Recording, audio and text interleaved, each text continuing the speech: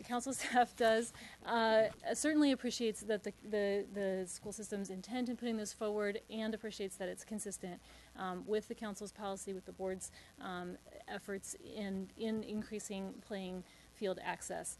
It is, however, difficult given the fiscal constraints that clearly are in front of the council to see how this might fare well in reconciliation when compared with other capacity and other infrastructure projects.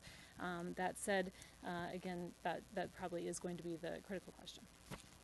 Thank you very much, Ms. McGuire, and I'm going to turn to Councilmember Elrich, but let me just say that I want to say thank you to the board for recognizing that these were issues that we have brought up before about equity in terms of playing fields, and one of the concerns we had was that some of our playing fields in other high schools that necessarily didn't have a strong booster club or a strong PTA would get the same equitable access to these artificial turf fields that had longer playing times, and also were reflecting where the council was when it came to our resolution on alternate plan infill.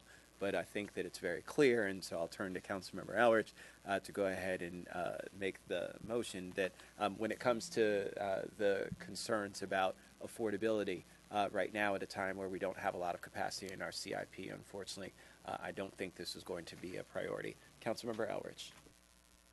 So if I was going to spend this money, I would prefer to put this money into the RevX budget.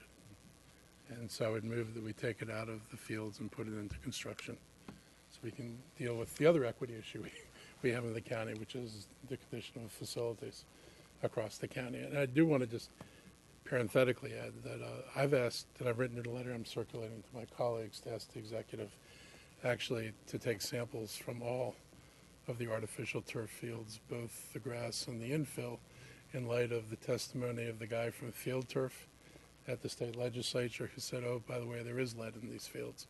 After coming in front of us some years ago with Joe Livornia first getting up and say there is no lead, and then the guy from Field Turf saying there is no lead, since the guy is now testifying in Annapolis that there is lead, and I don't think anybody debates whether lead's even vaguely should be near contact with children.